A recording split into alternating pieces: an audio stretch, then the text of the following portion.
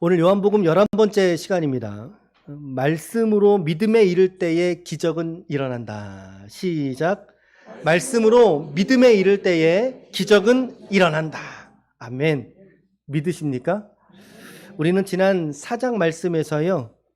4장 말씀 크게 두 가지 이야기를 살폈습니다. 가장 많은 분량의 이야기는 사마리아 여인의 얘기죠.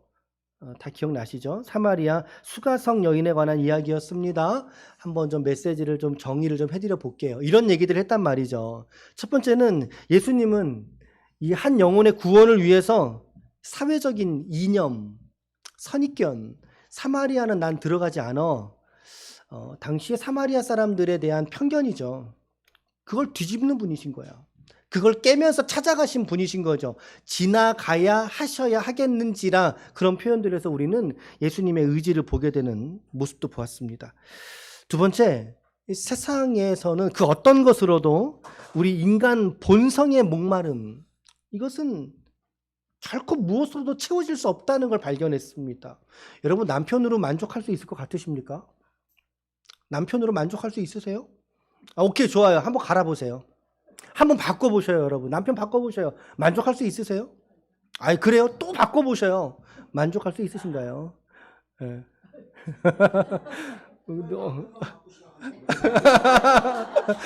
그 아내를 바꿔보셔요? 좋아요. 바꿔보셔요, 여러분.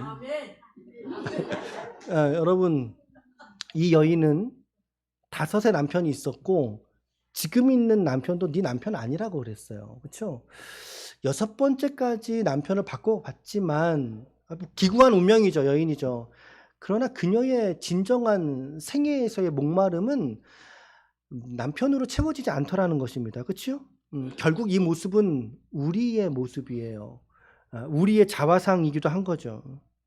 세 번째, 그러므로 참된 만족은 오직 예수 안에서 그가 주시는, 예수로 말미암아서 주시는 생명으로 인하여 참된 만족을 인간은 누리게 되는 줄로 믿습니다. 예수님 말씀하셨어요. 내가 너에게 주는 물은 영원토록 목마르지 아니하는 솟아나는 생수가 될 것이니라. 아멘, 아멘, 아멘. 그러기에 그 생수를 영혼 안에서 경험하는 자리가 예배인 거예요. 여러분, 예배가 너무나 중요한 거예요. 예배가 중요한 거예요. 이 생수가 경험되는 자리가 바로 예배에 있다는 것이죠. 그것도 성령과 진리로 예배하는, 이것은 공간에 대한 문제가 아니었단 말이죠. 사마리아 땅도 아니고 그리심 산도 아니고 에발산도 아니고 예루살렘 산도 아니라, 그렇죠? 하나님께 예배하는 자는 영과 진리로서 예배하느니라. 어디서 어떤 모습이든지 간에 그 중심으로 하나님께 엎어진 자리가 하나님이 찾으시는 예배의 자리고, 그 예배의 자리에서 하나님은 예배하는 자에게 생수를 강과 같이 부으시는 줄로 믿습니다. 아멘. 이 만족감을 이 여인이 경험을 했더니 어떻게 됩니까? 물동이를 내동댕이 쳐버리고 사마리아 자기 성으로 들어가 버리잖아요. 들어가서 어떻게 되죠? 상당히 많은 사람들이, 몇 명인지 모르겠어요. 그저 우리 추측만 하는 거죠. 많은 사람들이 예수를 믿게 되는 풍성한 생명의 결과가 있게 된다는 거죠. 42절 말씀인데 한번 읽어볼까요? 이 말씀 시작. 그 여자에게 말하되 이제 우리가 믿는 것은 네 말로 인함이 아니니 이는 우리가 친히 듣고 그가 참으로 세상의 구주신 줄 알미라 하였더라. 여러분, 여기서 나온 인칭대명사 다 누군지 아시죠? 이제 다 아시겠죠? 네. 여섯 번째 이야기가 우리 지난주에 또 하나 이야기 살폈던 본문입니다. 예수님에게 참된 양식은 그 제자들이 비닐봉지에 쫄래쫄래 갖고 사갖고 온 그 먹을 것이 아니더라는 것입니다. 예수님에게는 그게 참된 양식이 아니라 바로 이처럼 회심한 영혼들, 나에게는 참된 양식이 있느니라 그랬잖아요. 예수님이지. 주님이 기대하고 바라보시는 것이 바로 이 복음 전도로 인하여 한 영혼이 회심하고 주님께 돌아오게 될 때 주님은 그것으로 기뻐하시고 그것으로 즐거워하시더라는 거예요. 야, 나 안 먹어도 배불러 이제. 안 먹어도 배불러. 제가 지난주에 꿈 얘기를 해드렸는데 꿈 얘기 여러분 기억나시나요? 저는 지금도 생생하게 기억이 나고 뒤덮기까지 한 그런 꿈이었던 것 같습니다. 아이가 물에 빠져가는데 그 앞에서 아이 빠져가는 거 그림 그리고 있는 제 모습을 말씀드렸잖아요. 꿈꿨다는 말씀드렸잖아요. 우리 지난주까지 우리 이렇게 한번 사장의 이야기를 쭉 한번 살펴봤었어요. 그죠? 오늘 본문은 이제 이 사장을 마무리합니다. 사장을 마무리하는 사실은 한 가지 이야기가 아니에요, 이게. 성경을 보세요. 성경 보면 43절부터 45절까지가 한 동그라미거든요. 이게 한 문단의 이야기인 것입니다. 그리고 46절부터 54절까지가 또 한 동그라미로 한 문단의 다른 이야기를 가지고 있어요. 근데 제 성경책에는 왕의 신하의 아들을 고치시다 이렇게만 큰 단락으로 설명되고 있습니다. 두 개의 이야기예요. 두 개의 메시지. 두 개의 이야기이기 때문에 우리가 두 가지의 메시지로 정리하면서 바로 말씀 소개할게요. 첫 번째는 시작. 예수님은 오해와 편견을 뛰어넘어서 찾아가는 분이시라는 거죠. 사마리아 여인에게 해당했던 그런 메시지와 유사합니다. 자, 먼저 43절부터 45절을 좀 읽어보겠습니다. 시작. 이틀이 지남에 예수께서 거기를 떠나 갈릴리로 가시며 친히 증언하시기를 선지자가 고향에서는 높임을 받지 못한다 하시고 갈릴리에 이르심에 갈릴리인들이 그를 영접하니 이는 자기들도 명절에 갔다가 예수께서 하신 모든 일을 보았음이더라. 자, 43절에 며칠 지났다고 되어 있습니까? 이틀 지났습니다. 40절 말씀에 보면요, 사마리아인들이 예수께 와서 자기들과 함께 유하시기를 청하니 거기서 이틀을 유하시매라고 기록되어 있습니다. 이틀을 유하시매. 그리고 43절 말씀에서도 지금 이틀이 지난 겁니다. 시간적으로 맞죠? 자, 이틀간 예수님 뭐 하셨을까요, 여러분? 예수님 뭐 하셨을까요? 사마리아 성 여행을 하셨을까요? 여기가, 네? 그럼요. 예수님께서 그 이틀 동안 사마리아 성에서 소개받고 누구 좋은 사람들 만나고 유명한 사람 만나면서 정치력을 과시하고 그랬을까요? 아니라는 거예요. 그렇지 않다는 거예요. 우리 주님은 분명히 그 이틀 동안에 사마리아 성에서 가르치시고 그들에게 하나님 나라의 복음에 대해서 말씀하셨을 거예요. 선포하셨을 거예요. 자, 갑자기 퀴즈 내고 싶다. 세례 요한과 예수님의 첫 번째 복음 선포의 메시지가 뭐였죠? 회개하라. 하나님의 나라가 가까이 왔느니라. 그 말씀. 세례 요한도 그 말씀 외쳤거든요. 그러면 여러분, 예수님께서 사마리아 성에서 무슨 말씀 외치셨겠어요? 그거 아니겠어요? 네, 그거 아니겠어요? 회개를 구하고 하나님 나라 복음, 자신의 메시아 되심을 나타내는 그 말씀을 가르치면서 증거하지 않으셨겠느냐는 거예요. 예. 그랬더니 어떻게 됩니까? 41절 보세요. 41절에 보면 예수님의 말씀으로 말미암아예요. 말씀으로 말미암아. 예수님의 기적으로 말미암아, 병고침으로 말미암아 이게 아니라 성경은 예수의 말씀으로 말미암아. 예수님은 이틀간 말씀 부흥 사경을 하신 거예요. 그러니까 그곳에서도 말씀 사역을 하셨던 거죠. 그런데 참 이게 아이러니한 거지 않습니까? 정작 자기 민족인 유대인들에게는 예수님 배척받거나 인정받지 못하셨죠. 핍박을 받거나. 근데 오히려 이 사마리아 사람들, 유대인들이 상종조차 하지 않았던 사람들, 배척당하고 무시당하는 그들에게는 오히려 예수님이 하나님의 아들로서 세상의 구주로서 인정받는 모습을 보여주고 있더라는 거예요. 이렇게 귀한 시간이 이틀 동안 지나간 겁니다. 시간적으로 이틀 동안이 지나가고 이제는 유대에서 갈릴리로 가시다가 중간 사마리아에 들른 거니까 사마리아 성에서 이틀 지났으니까 다시 갈릴리로 가셔야 되겠지요? 그치요? 자, 갈릴리에서의 사역했을 때 갈릴리 사역 본부가 어디일까요? 가버나움입니다. 가버나움이 갈릴리 사역본부입니다. 다시 원대복귀를 이제 하시는 거예요. 예수님께서 다시 가시는 거예요. 그래서 사마리아 이제 떠나셨어요. 갈릴리로 가시는 중에 예수님이 당신과 함께한 이들에게 말씀하신 거예요. 이렇게 44절이잖아요. 친히 증언하시기를 얘들아, 선지자가 고향에서는 높임을 받지 못하잖아 라고 하시고 그래서 우리들은요, 이 본문을 바라볼 때, 야, 이거 주님도 고향에서는 어쩔 수 없구나. 야, 주님도 고향에서는 인정받지 못하셨네. 라고 우리가 이 본문을 묵상하고 생각을 하거든요. 근데 여러분 잘 보세요. 말씀을 잘 관찰해 보세요. 45절 보세요. 보니까 예수께서 갈릴리에 도착하시니, 자, 여러분 예수님의 고향, 오늘 퀴즈가 많이 나온다. 예수님이 태어나신 곳은 어디죠? 유대 땅 베들레헴. 자, 그럼 예수님께서 자라나신, 성장하신 곳은 어디죠? 갈릴리 나사렛이라고 하는 시골 동네, 촌동네에 살아나신 거예요. 그래서 사람들은 예수님의 고향 그러면은 베들레헴이라 그래요? 아니면 나사렛이라 그래요? 나사렛이라 그래요. 베들레헴은 태어난 곳이지만 대부분의 시간을 예수님은 나사렛이라고 하는 갈릴리 촌동네에서 예수님 살아오셨던 거예요. 그러니까 주님의 유년 시절은 이 나사렛이라고 하는 동네에서 살아나셨고, 나사렛은 좀 더 넓게 치면 갈릴리라고 하는 동네거든요. 그러니까 오늘 본문에서 주님의 고향을 말할 때, 야, 선지자가 고향에서는 그 고향을 어디로 받는 게 맞아요? 갈릴리인 거죠. 그렇죠. 갈릴리인 거죠. 그래요. 우리는 예수님도 이 말씀 보면서, 야, 그러니까 예수님이 말씀하시면서, 야, 자기는 고향에서도 높임받지 못할 걸 말씀하셨네. 예수님도 어쩔 수는 별 수 없는 거야. 라고 생각을 해요.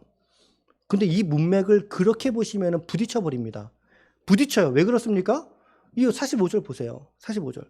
갈릴리에 이르시며, 고향에 들어가신 거예요. 들어가심에 갈릴리인들이, 바꿔 말할게요. 고향 사람들이 그를 영접했다라고 말합니다. 영접하니 이는 자기들도 명절에 갔다가 예수께서 명절 중에 예루살렘에서 하신 모든 일을 보았음이더라. 어떤 모습이에요? 인정받지 못하는 모습이에요? 인정받는 모습이에요? 네, 많이 인정받는 모습인 거죠. 그래서 우리가 44절에 있는 저 말씀을 그렇게 이해해서는 안 되고요, 여러분. 세 번역으로 볼게요. 세 번역으로 보면요, 44절 이렇게 되어 있습니다. 예수께서 친히 밝히시기를 예언자는 자기 고향에서는 존경을 받지 못한다 하셨다 되어 있는데, 뭐 내용은 똑같은 내용이죠. 그런데 특이점이 하나 있어요. 구조적으로 뭐가 있습니까? 앞뒤로 뭐가 되어 있습니까? 앞뒤로 가로 처리가 되어져 있어요. 이 말씀이 사실은 연장선으로 하신 말씀이 아니라 가로 처리가 되어져 있는 말씀이에요. 정확하게 이 문맥은 이틀 뒤로 예수님께서 갈릴리로 가셨다, 갈릴리로 도착했더니 예수님의 환영을 받았다, 이 문맥인 거예요. 이 문맥만 있는 거예요. 그런데 이 구절을 특별히 삽입해 놓은 이유가 뭐냐는 거죠. 어떤 말씀을 예수님이 하고 싶으신 걸까요? 네. 예수님 자신은 이와 같은 선입견, 얘들아, 예언자들은 고향에서 인정받지 못한다는 얘기가 있지 않느냐. 그런데 나를 좀 봐. 자기 고향으로 가신 거예요. 예수님은 자신에게 이 사회적인 편견인 거죠. 이 편견을 당신은 뛰어넘는다는 것을 말씀하신 것이지, 우리가 흔히 하는 것처럼, 야, 예수님도 고향에서는 별 수 없던데? 그런 얘기를 하시려고 이 말씀을 하신 게 아니다, 이 말이에요, 여러분. 예. 오히려 사람들의 선입견이 예수를 믿지 못하게 하는 것이지, 예수님이 자기 고향에서 능력을 나타낼 수 없는 게 아니더라는 사실이죠. 그죠? 근데 여러분들이 이렇게 설교하는 분들이 또 있는지는 잘 모르겠어요. 한번 여러분들이 또 묵상해 보시길 바랍니다. 묵상해 보시길 바래요. 그래서 우리 정무상 집사님의 눈을 동그랗게 뜨시고 저를 보고 계시는데, 어제 생신이셨대요. 축하드려요, 집사님. 어제 연락을 하면서 이제, 그래서 집사님 뭐 하고 계세요? 그랬더니 저녁은 그랬더니 성경 공부하고 계신데요. 무슨 성경 공부하고 계시냐고 그랬더니 내일 목사님 설교할 본문을 공부하고 계신다고, 와, 그 말씀 하시더라고요. 예. 집사님 혹시 그분은 이렇게 얘기하셨나요? 좀 다르게 말씀하셨죠? 그렇죠. 오케이, 좋습니다. 자, 여러분 좀 제 말씀이 이해가 되시나요? 좀 설득이 되시나요? 이게 괄호 처리되어져 있는 특별 본문이에요.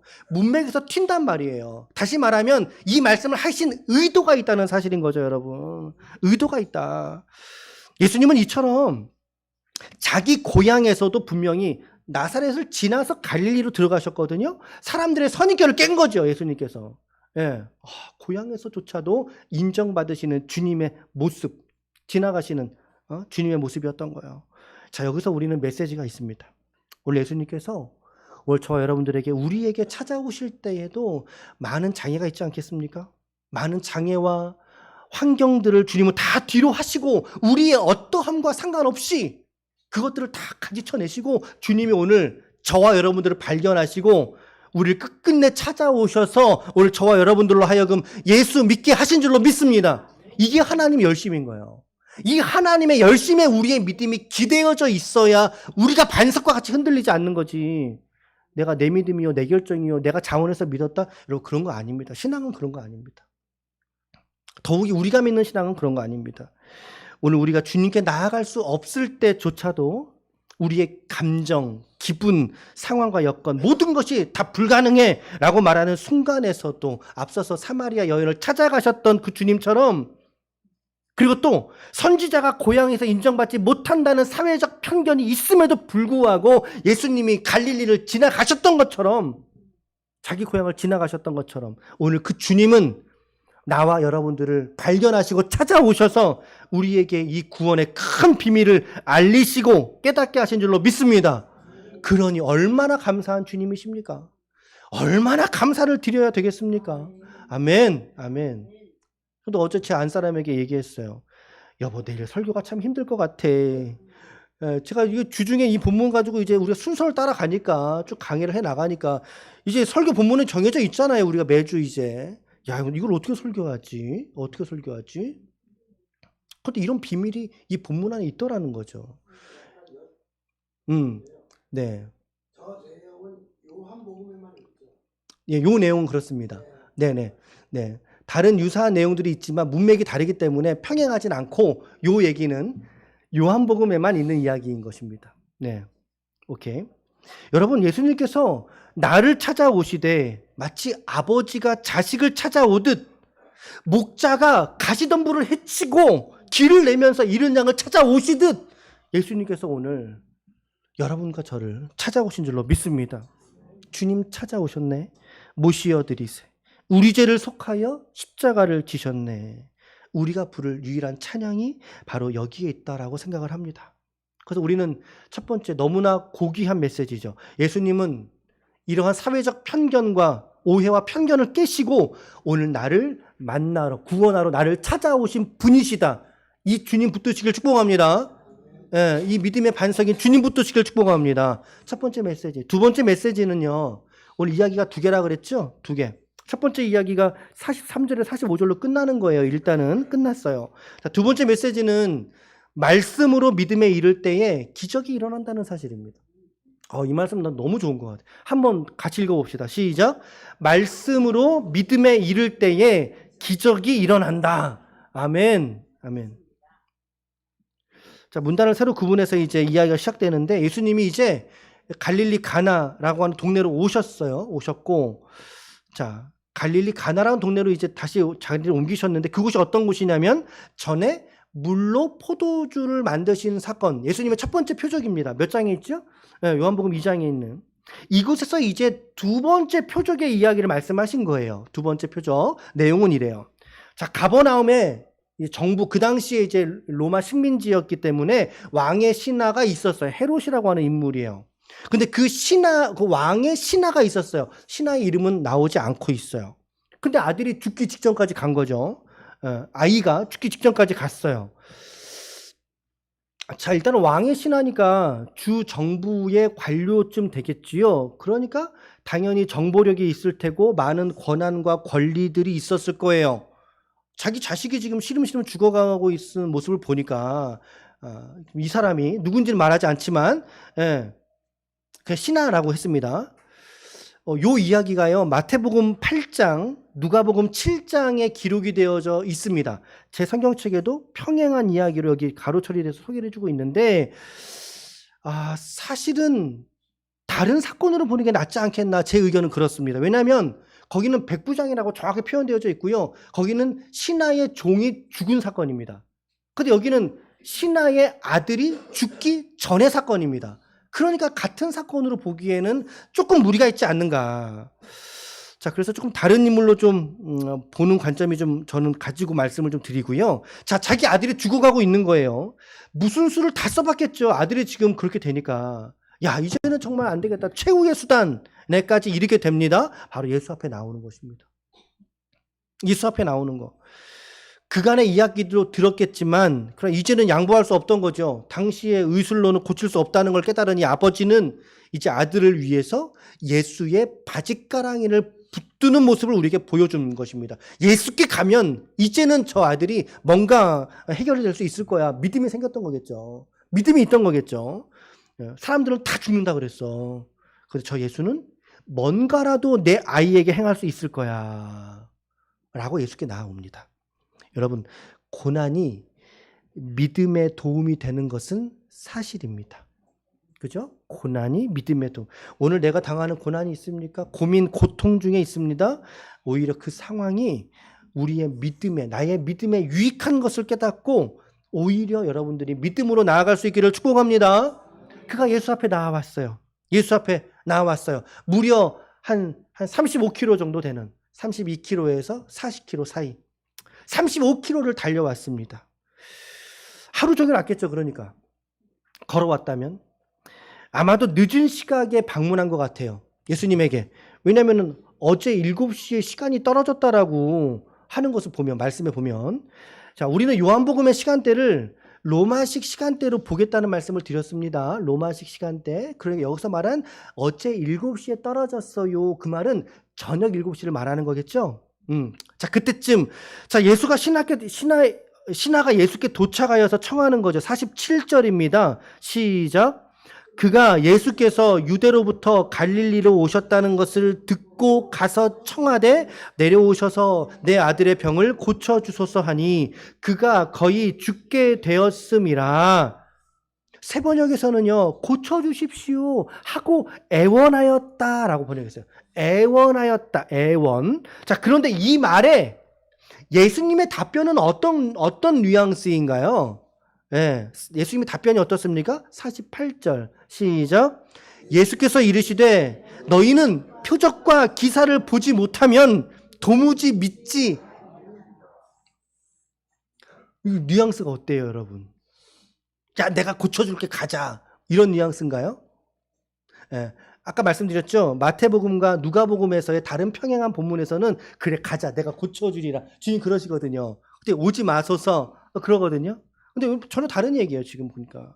이 얘기 속에서는 예수님이 그래, 내가 가서 고쳐줄게, 그게 아니에요. 너희들은 말이야, 표적과 이사를 보지 못하면 도무지 믿지 못하지.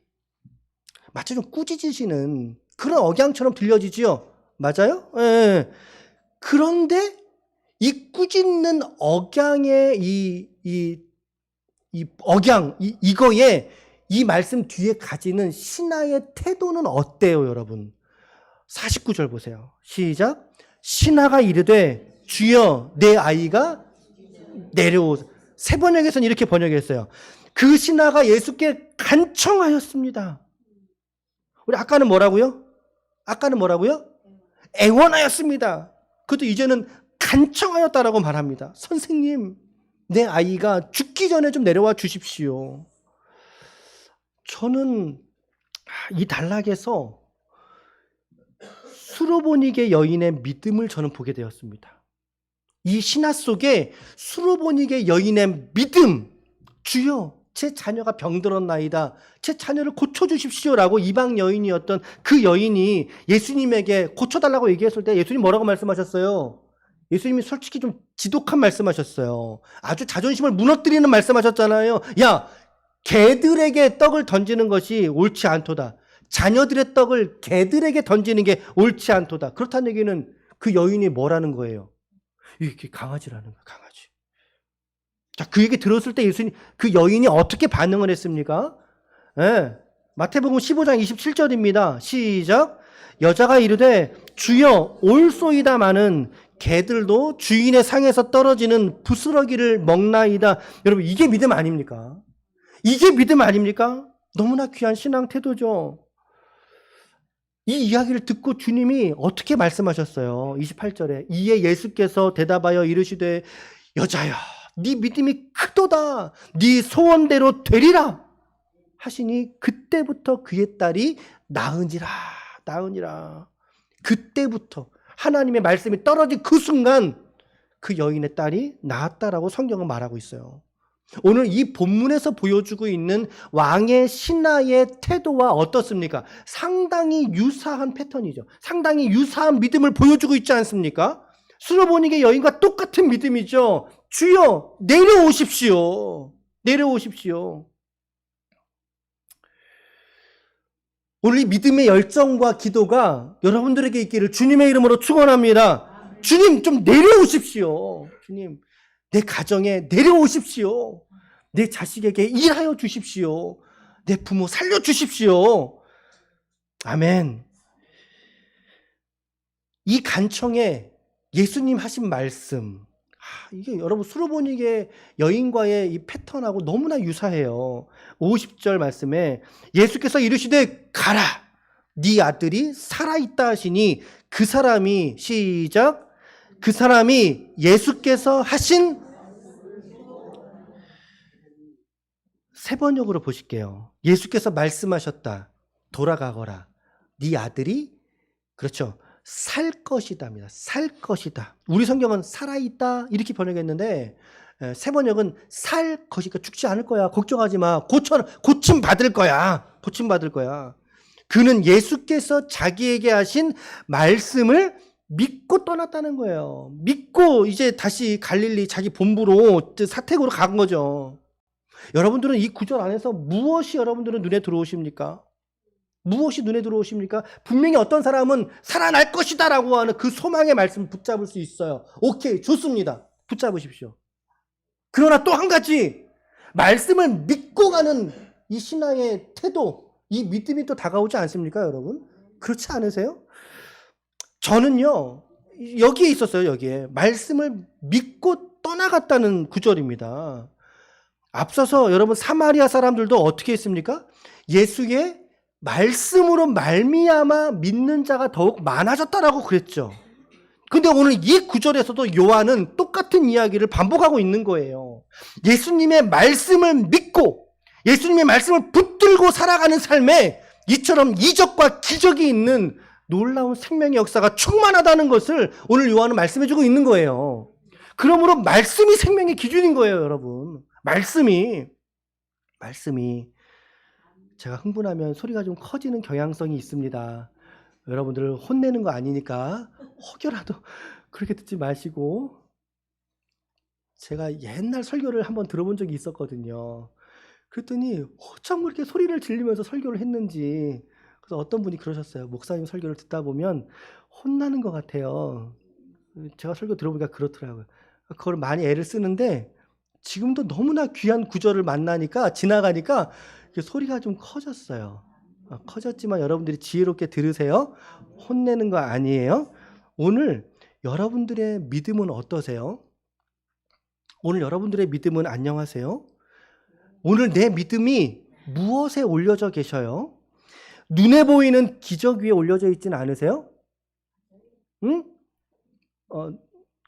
거기 맞아요 하시면 안 되고요, 권사님. 눈에 보이는 기적들 위에 우리가 믿음이 올려져 있지 은사의 나타남 위에 내 믿음이 올려져 있지 않으세요? 여러분, 그것 따라 신앙생활 하다 보면요, 반드시 시험에 들 때가 와요. 반드시 시험에 들 때가. 왜 그런지 아십니까? 그것들은 전부 다 가시적인 것들이기 때문에 영원하지 않은 거거든요. 여러분, 기적과 은사, 방언과 은사도 성경은 그친다 그랬어요. 말씀 보세요. 사랑은 언제까지나 떨어지지 아니하되 예언도 패한다 그랬어요. 방언도 패한다 그랬고 지식도 패한다 그랬어요, 여러분. 우리가 하나님 나라에 하나님과 함께 있으면 이 성경 지식이 필요가 없어요, 여러분. 필요가 없어요. 자, 그런데 이렇게 패하여질 것 위에 우리의 믿음과 신앙의 기준으로 삼는다면 그거 얼마나 위험하겠습니까? 무엇이 영원합니까, 여러분? 그래서 영원한 것 위에 우리의 믿음이 올려져야 되는데, 그러면 영원한 것은 무엇이냐는 거예요. 베드로전서 1장 24절 25절 그러므로 모든 육체는 풀과 같고 그 모든 영광은 풀의 꽃과 같으니 풀은 마르고 꽃은 떨어지되, 시작,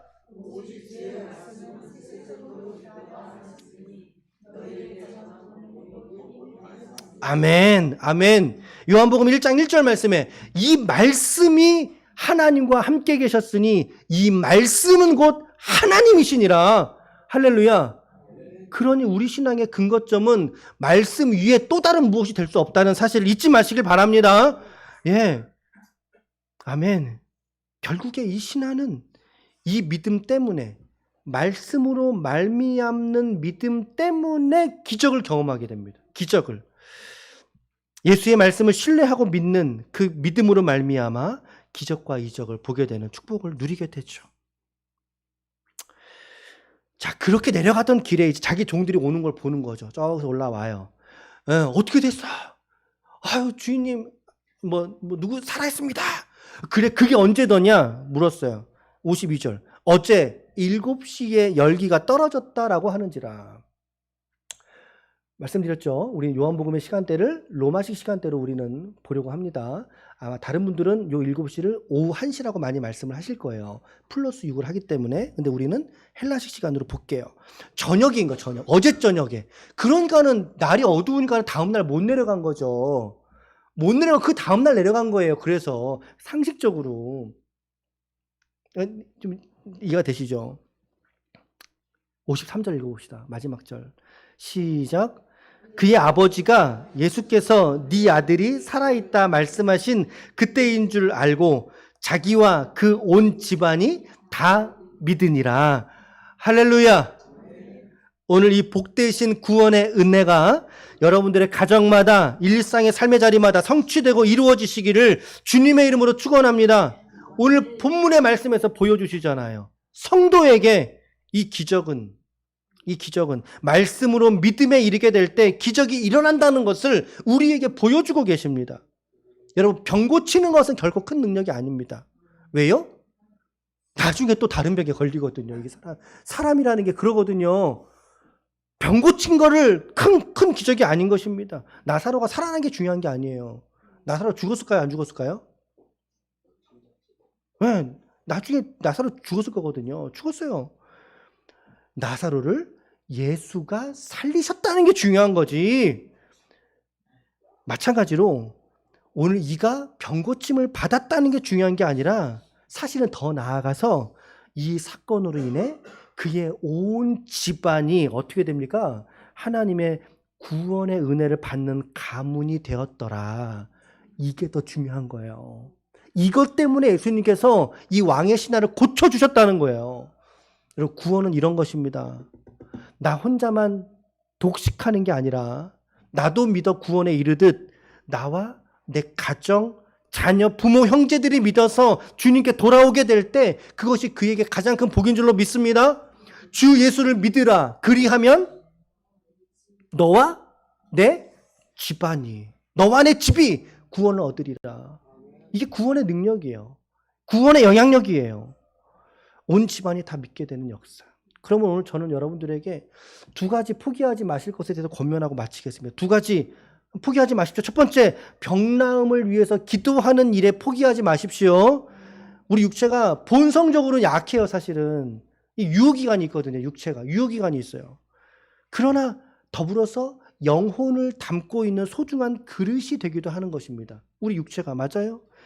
그래서 육체의 질병과 병듦을 위해서 우리 교회들은 함께 중보하고 기도해 줘야 돼요. 그렇죠? 함께 기도하고 우리 성도들도 함께 기도할 수 있기를 축복합니다. 병나음을 위해서 사사로이 보지 말고 함께 기도하기를 잊지 마세요. 그리고 포기하지 마세요. 두 번째는 영혼 구원의 일을 위하여 애쓰는 기도들을 여러분 포기하지 마시라는 거예요. 이 신하가 자기 아들의 병고침을 위해서 기도했고 간절했고 믿었고 더 나아가서 순종하기까지 했습니다. 지금 그는 눈앞에서 자기 아들이 나온 모습을 보고 간 게 아니에요. 맞지요? 나온 지 아니라 어떻게 알아요? 떨어져 있는데. 예. 예수님의 말씀을 믿고 가잖아요. 믿고 간 거잖아요. 뭐가 일어납니까? 병고침이 일어나요. 더 나아가서 그 병고침을 통해서 주님 하시고자 하신 역사는 뭐였어요? 그와 온 집안이 주님께 돌아오게 하는 일. 이게 주님에게 참된 양식이잖아요. 주님이 그 참된 양식을 위하여 일하신 것입니다. 온 집안이 구원받는 역사가 일어나게 되지 않습니까? 오늘 포기하지 않고 예수 앞에 엎드렸던 이 아버지처럼 오늘 우리도 같은 마음으로 예수 앞에 엎어지게 될 때 하나님은 반드시 당신의 때에 당신의 방법으로서 저와 여러분들에게 응답하실 줄로 믿습니다. 이 믿음의 수고와 인내를 성실하게 하나님 앞에 드리게 될 때 우리 모두는 하나님의 일하심을 반드시 보게 될 줄로 믿습니다. 정리하고 마칩니다. 오늘 메시지를 정리해 본다면 첫 번째는 예수님은 오해와 사회적 편견을 깨시고 선지자는 고향에서 환영받지 못해. 아니요. 우리 주님은 다르셨어요. 편견을 깨시면서 찾아가신 분이셨어요. 오늘 나를 찾아오신 분. 그 주님 얼마나 감사합니까, 여러분? 그 주님 앞에. 두 번째, 말씀으로 믿음에 이를 때의 기적이 일어납니다. 오늘 내 삶 속에 어떤 기적을 내가 원하고 계십니까? 말씀으로 믿음에 이르시기를 애쓰십시오. 말씀으로 충만하시기를 간구하십시오. 애쓰세요, 여러분. 애쓰세요. 포기하지 말아야 될 두 가지 것 말씀드렸어요. 병 고침을 위해서, 하는 분들을 위해서 기도하는 거 여러분 우리 해야 됩니다. 예, 두 번째, 영혼 구원을 위해서 포기하지 않고 기도하시길 바라요. 아무쪼록 오늘 주신 말씀에서 주신 이 교훈들을 따라 이번 한 주간도 우리에게 주신 이 귀한 한 주간 믿음으로 살아내심으로 말미암아 하나님 나라로 우리 하나님께 영광으로 돌릴 수 있는 거룩한 주의 권속들 우리 한 분 한 분 모든 지체가 되시기를 예수님의 이름으로 간절히 축원하고 또 축원합니다. 아멘.